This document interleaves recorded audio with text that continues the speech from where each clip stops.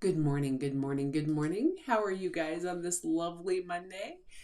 I have been looking at a theme because people that come into my group are always talking about how fast they want to lose weight. And then they get frustrated because um, they've starved themselves and pushed so hard and had great success. And then, of course, we've all been there, go off track. Now, if this is you and you're struggling to get below 199 on the scale and you're trying to find a plan that works for you, I have a few tips that I want to share with you today about making a change and not focusing so much on the number on the scale, but still being able to lose weight. Now, um, So, I'm Michelle. I'm the coach and founder at ONEderland Wellness, and I help women just like you that want to get off the roller coaster of weight loss and reach Wonderland, which is below 199 on the scale, and then actually stay there. Now, I can help you because I was you, and I was you for 42 years. I've lost 100 pounds 3 times in my life. The last time, I feel like I actually cracked the code on reaching Wonderland and staying there for the first time ever, so that you can do it consistently in a way that you can maintain it and lose weight the way you're actually going to live it after you reach that goal. Because guess what? Reaching the goal is only a portion of the battle. So that's what I want to talk about today. Here's the scoop when it comes to weight loss. We really need to switch our focus from that number on the scale. And if that number on the scale totally bites you every time you look at it and it takes you off track, try using a ribbon instead. It still allows you to watch your changes by watching a dot on a ribbon move down as you measure your waist. But it isn't a number that you can, beat yourself up about. The number on the scale is just one metric of success. I've said it before and I'll say it again, but we all put a focus on that number on the scale. It's like it defines who we are. But guess what? That number on the scale is only one little tiny fraction of information. And really, I'm more concerned about your health versus the number on the scale. So, in the big picture, there's a lot more to being healthy than that number. We want the number to go down because if the number goes down, it means that we're getting healthier, because it's very hard to be healthy and eat like crap. Plain and simple. And if we're not eating like crap, then the number on the scale is going to go down and we're going to get healthier. But we have to figure out that happy medium and what works for us. Like, I can guarantee you, I am not going a lifetime without eating smothered burritos. Sorry, ain't going to happen. Love my smothered burritos way too much. But I changed it. So let's go back and look at how you can track your progress, but not even deal with the number on the scale if you're not at that point yet. When I started working with one of my clients, every time she got on the scale, she started crying. She just could not face that number on the scale. So one of the things we did was she found a pretty pink ribbon, and every week before we met, she would take that little ribbon and put it around her waist and put a little black dot on it. And the black dot was slowly but surely moving in. It was no longer all the way at the end of the ribbon. It was like 3 or 4 inches in as we continued working. Once she saw the progress slow and steady, then she was able to use the scale as another metric of where she was. I personally weigh myself every day and have for about 8 years. I find the number on the scale helpful to me. It allows me to make adjustments so that maybe I don't realize I've cut back on my activity a little bit. You guys may or may not know this, but I'm kind of a sedentary person. I write code during the day. I write blog posts for you guys. Uh, I like things that I work with my mind.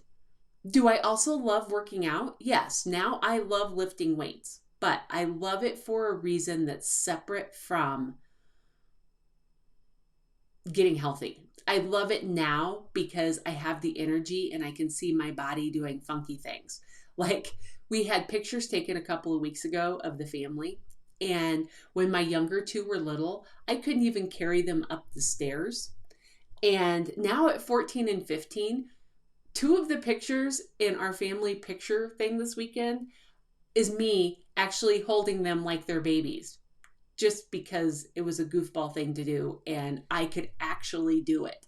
You know, they're 14 and 15 years old. My 14-year-old is taller than I am, but I'm able to actually pick him up and hold him like he's a baby and rock him. And it was really funny. So that is now. But back when I started all of this, I couldn't have done that. I couldn't walk up the stairs. And the thought of that number on the scale totally tripped me up. So if you're in that spot and you're only focused on fast weight loss, it's really hard to get consistent. In my opinion, and from what I've seen, the only way to reach your goal is to consistently do things that guide you toward healthy. So if you're in the spot where the scale is wrecking your mind, try using the ribbon trick. While we were doing this with my client, we were actually also working on her ability to cope with her emotions without using food. And the issue was we didn't know how much, since the goal was weight loss, we didn't know how much progress she was making if we didn't have some kind of measuring tool. So we used the ribbon as her measuring tool. One of the things that I loved about this was, and I actually had to write it down, so I'm checking my notes.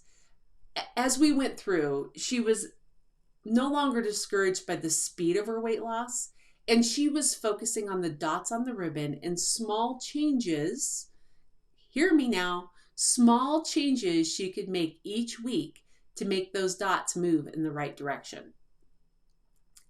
Now, here's how you can move forward. I'm going to say this and I'm going to pound it into you guys' brains. Fast weight loss is not permanent weight loss.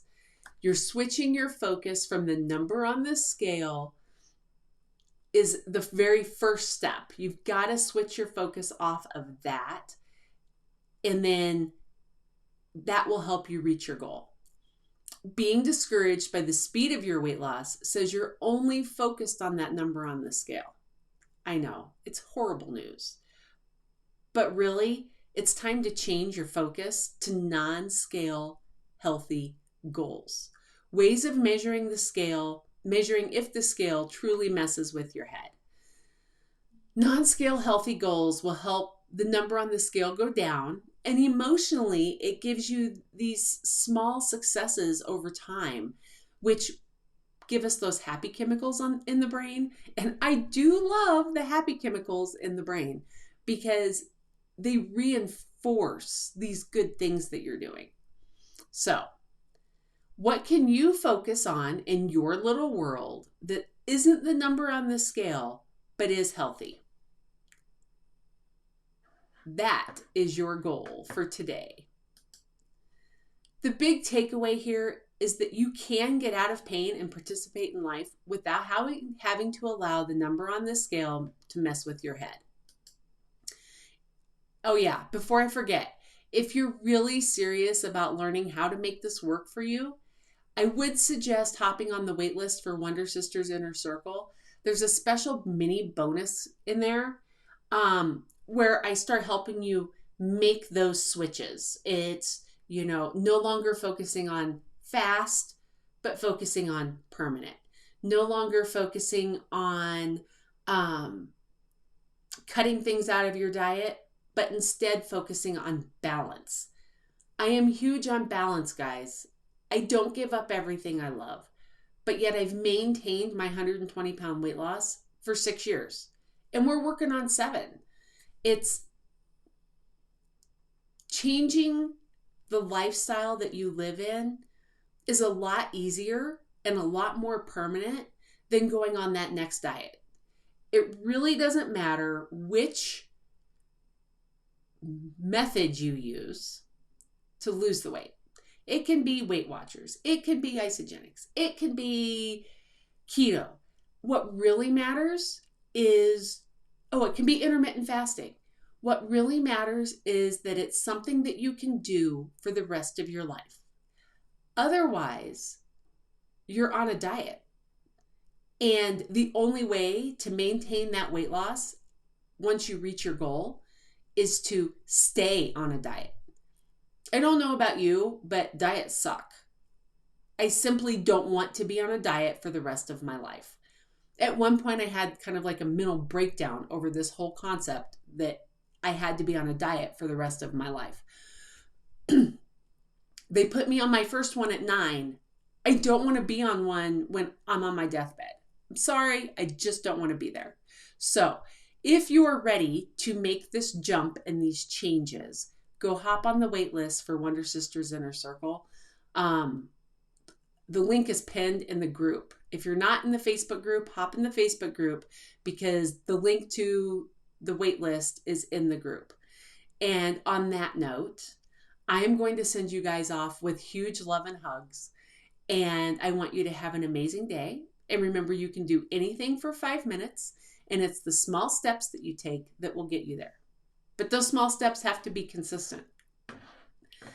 So you have an amazing Monday, and we'll see you next week.